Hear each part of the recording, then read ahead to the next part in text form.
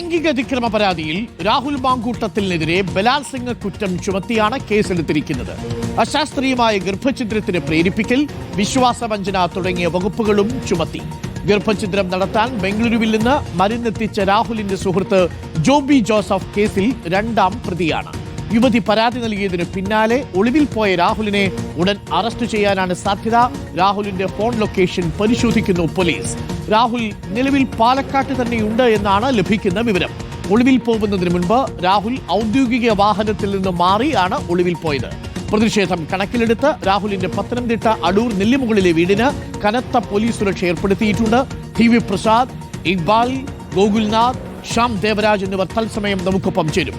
ആദ്യം TV പ്രസാദിലേക്ക്. TV Prasad, ഏറ്റവും ഒടുവിൽ നമുക്ക് ലഭിക്കുന്ന വിവരമനുസരിച്ച് രാഹുൽ മാങ്കൂട്ടത്തിനെതിരെ ബലാത്സംഗ കുറ്റം കൂടി ചുമത്തിയിരിക്കുന്നു എന്നുള്ളതാണ്. കേസിൽ രണ്ടു പ്രതികൾ വരുന്നു. ഒന്ന് ജോബി ജോസഫ് എന്ന ഈ കേസിൽ ഇടനില നിന്ന രാഹുൽ മാങ്കൂട്ടത്തിന്റെ സുഹൃത്തും യുവ വ്യവസായിയും കേസിൽ പ്രതിയായിരിക്കുന്നു എന്നുള്ളതാണ്. വളരെ ആസൂത്രിതമായാണ് ഈ കുട്ടിയെ പീഡിപ്പിച്ചതെന്നാണ് നമുക്ക് ലഭ്യമാകുന്ന വിവരം. മൊഴികളിൽ പറഞ്ഞിരിക്കുന്ന കാര്യങ്ങൾ അതീവ ഗൗരവ സ്വഭാവമുള്ളതല്ലേ TV പ്രസാദ്? ഉറപ്പായും അരുൺ, 20 പേജുള്ള മൊഴിയാണ് ഇന്നലെ റൂറൽ SP ഓഫീസിൽ വെച്ച് ആ യുവതി പോലീസിന് കൈമാറിയിരിക്കുന്നത്. അതിന്റെ അടിസ്ഥാനത്തിലാണ് ഇന്ന് രാവിലെ ആദ്യം വലിയമല പോലീസിലും പിന്നീട് സംഭവം നടന്ന നേമം പോലീസിലും കേസ് രജിസ്റ്റർ ചെയ്തിരിക്കുന്നത്. ഏറ്റവും ഒടുവിൽ കേസ് രജിസ്റ്റർ ചെയ്തപ്പോഴാണ് ബലാത്സംഗം ഉൾപ്പെടെയുള്ള കുറ്റങ്ങൾ ഇതിന്റെ ഭാഗമായത്.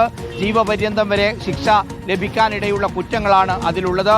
ആ ബലാത്സംഗ കുറ്റം കൂടാതെ അശാസ്ത്രീയമായ ഗർഭഛിദ്രം ഉൾപ്പെടെയുള്ള വകുപ്പുകൾ ഇതിന്റെ ഭാഗമാകുന്നു എന്നുള്ളത് കേസിന്റെ ഗൗരവം വർദ്ധിപ്പിക്കുകയാണ്. മാത്രമല്ല, രാഹുൽ മാങ്കൂട്ടത്തിന് ഒരു കൂട്ടുപ്രതി കൂടി അതിൽ ഉണ്ടായിരിക്കുന്നു. രാഹുലിന്റെ ഉറ്റ സുഹൃത്തും യുവ വ്യവസായിയുമായ ജോബിയും കൂടി ഈ കേസിൽ പ്രതിയാകുന്നു എന്നുള്ളതാണ്. ഇന്നലെ തന്നെ വാർത്ത പുറത്തു വന്നതിന് പിന്നാലെ യുവതി മുഖ്യമന്ത്രിയെ കണ്ട് പരാതി കൊടുത്തു എന്ന വാർത്ത വന്നതിന് തൊട്ട് പിന്നാലെ തന്നെ തെരഞ്ഞെടുപ്പ് പ്രചരണത്തിലായിരുന്ന രാഹുൽ മാങ്കൂട്ടത്തിൽ ഫോൺ ഓഫാക്കി മുങ്ങുകയായിരുന്നു. തമിഴ്നാട്ടിലേക്ക് കടന്നു കളയാനുള്ള സാധ്യത ഇന്നലെ പോലീസ് സംഘം പറയുന്നുണ്ടായിരുന്നു. ഇന്ന് രാവിലെ കൃത്യമായി ട്രാക്ക് ചെയ്യാൻ കഴിഞ്ഞില്ലെങ്കിൽ പോലും പാലക്കാട് നഗരത്തിലുണ്ട് എന്നുള്ളതാണ് പോലീസിൽ നിന്ന് ലഭിക്കുന്ന വിവരം. എന്തായാലും എത്രയും പെട്ടെന്ന് അറസ്റ്റ് ചെയ്യാനുള്ള നീക്കം പോലീസ് നടത്തുമ്പോൾ മറുഭാഗത്ത് രാഹുൽ മാങ്കൂട്ടത്തിൽ മുൻകൂർ ജാമ്യത്തിന് വേണ്ടിയുള്ള നീക്കങ്ങൾ തുടങ്ങി എന്നുള്ളതാണ് മനസ്സിലാക്കുന്നത്. ഇന്നലെ തന്നെ അതുമായി ബന്ധപ്പെട്ടുള്ള ആശയവിനിമയം നടത്തിക്കഴിഞ്ഞിട്ടുണ്ട്. ആ രാഷ്ട്രീയത്തിലേക്ക് വന്നാൽ കോൺഗ്രസ് കടുത്ത പ്രതിസന്ധിയിലാണ് അരുൺ. നേരത്തെ തന്നെ VD സതീശൻ ഈ മുന്നറിയിപ്പ് പാർട്ടി നേതൃത്വത്തിന് കൊടുത്തതാണ്.